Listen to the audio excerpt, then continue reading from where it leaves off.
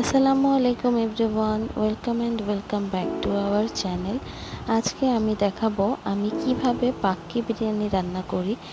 তাহির পাপা অনেক দিন ধরেই আমার কাছে বিরিয়ানি খেতে চাচ্ছিল, বাট সময় হচ্ছিল না। তো আজকে আমরা হুট করে রান্না করে ফেললাম। তো চলেন আজকে দেখে আসি কিভাবে আমি পাক্কি বিরিয়ানিটা রান্না করি। আশা করি সবাই আমাদের সাথেই থাকবেন।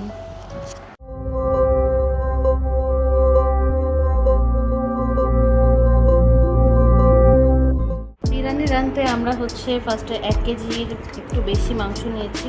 এখানে হাড় সহ মাংস নিয়েছি আমরা ফার্স্টেই টক দই অ্যাড করব।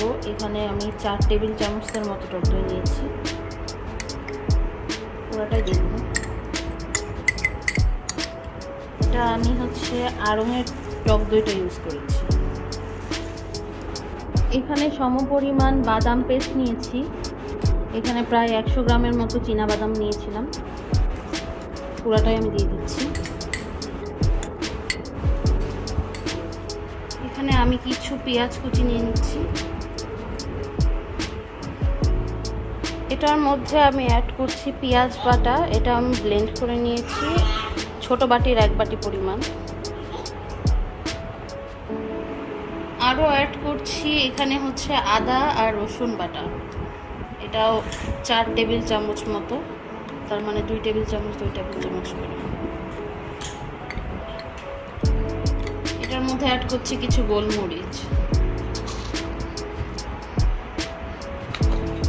এটার মধ্যে কিছু রাঁধুনি বিরিয়ানি মশলা অ্যাড করে দিচ্ছি।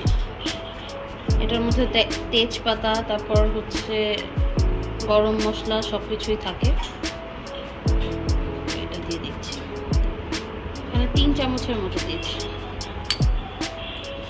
এটার মধ্যে একটু জিরা গুঁড়া অ্যাড করে দিচ্ছি, 1 চামচ 1.5 চামচ মতো।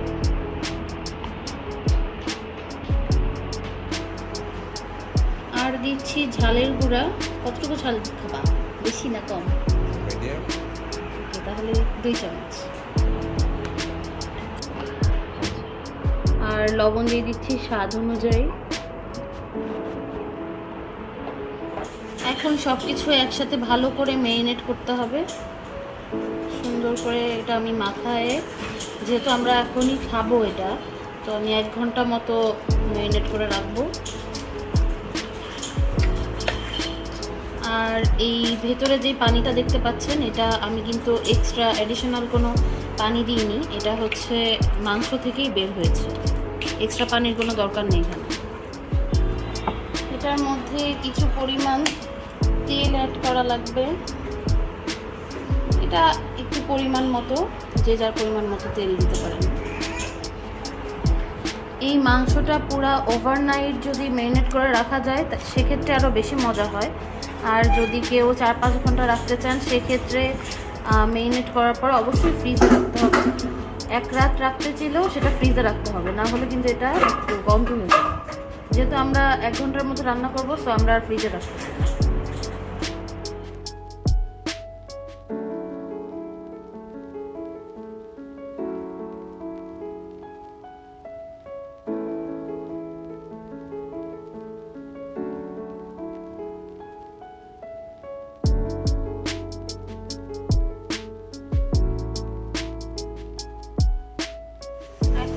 আমি কিছু বেরেস্তা করে নিব।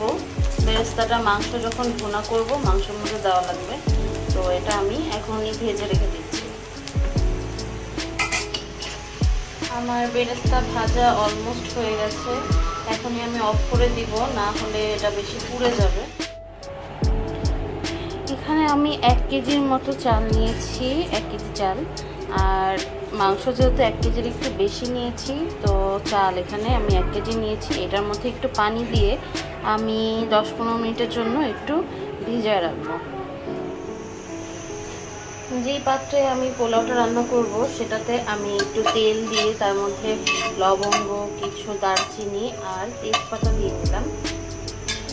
এটা গরম হওয়ার পর এবার আমি কিছু জিরা অ্যাড করব।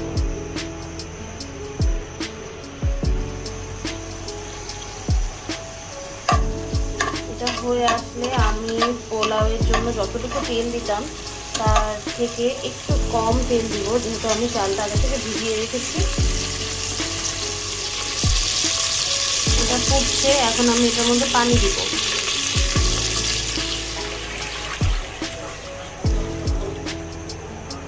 আমি পানি অ্যাড করে দিয়েছি। এখন এটার মধ্যে অ্যাড করব লবণ। চালে যতটুকু লাগে পরিমাণ মতো একটু লবণ অ্যাড করে দিলাম। এই পানির মধ্যে এখন আমি অ্যাড করব 1 কাপ পরিমাণ দুধ।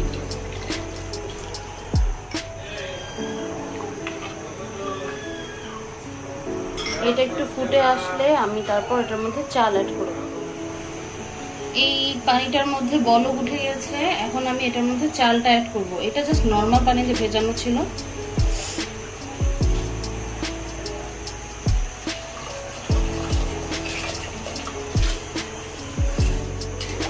এটা সুন্দর করে নাড়ার পরে এখন আমি এটা সিদ্ধ হওয়ার জন্য রেখে দিব।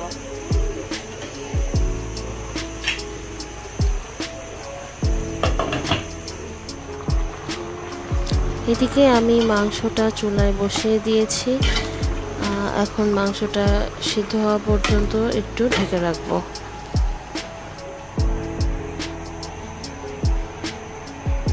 আমার পোলাওটা হয়ে গেছে, এখন আমি এটার মধ্যে একটু সামান্য পরিমাণ কেওড়া জল দিয়ে দিচ্ছি।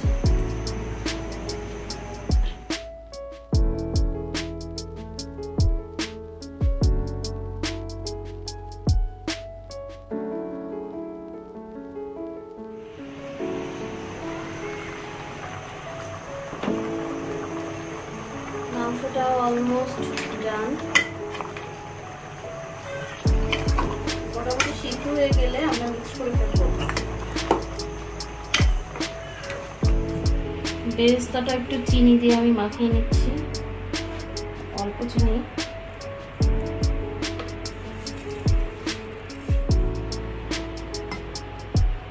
এখন আমরা লেয়ার করব, তো আগে উপর থেকে কিছু ভাত তুলে রাখতে হবে।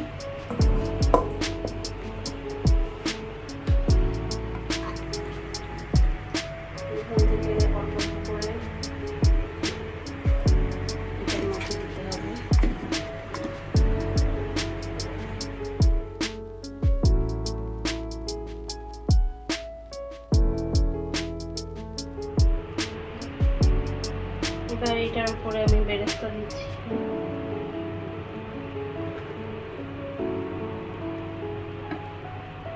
এখন আমি আরেক লেয়ার করে ভাত দিয়ে দিব।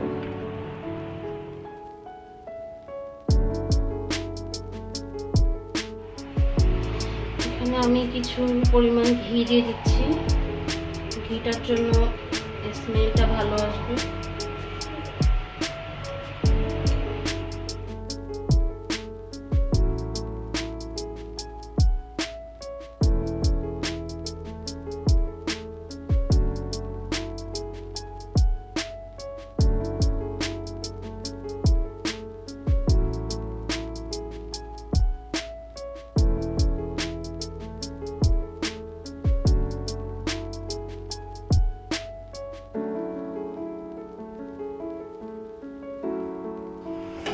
আমার সেকেন্ড লেয়ারও দেওয়া কমপ্লিট। এখন উপরে আর কিছু যেটুকু ভাত ছিল ওটুকু দিয়ে দিয়েছি। এখন আমি এটাকে ঢেকে আর একটু দমে দিব, একদম মিডিয়াম লোতে।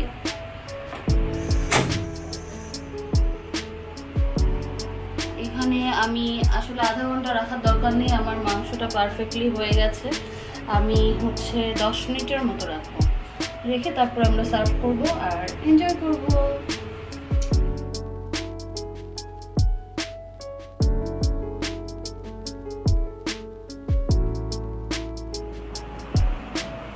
এখন আমরা সার্ভ করব আমাদের pakki biryani. Almost ready, almost না, ফুললি রেডি। এটা হচ্ছে তাহির পাপার জন্য। তাহির পাপা নল্লি পছন্দ করে।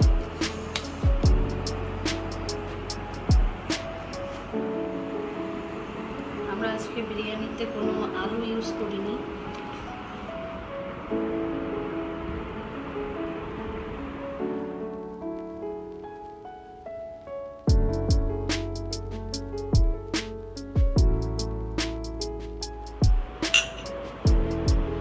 চিয়ার্স।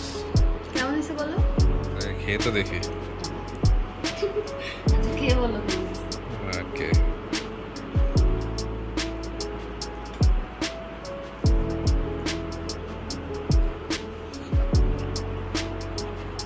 টেস্ট ভালো, গোশগুলো নরম হয়েছে, just awesome. Thank you. Welcome.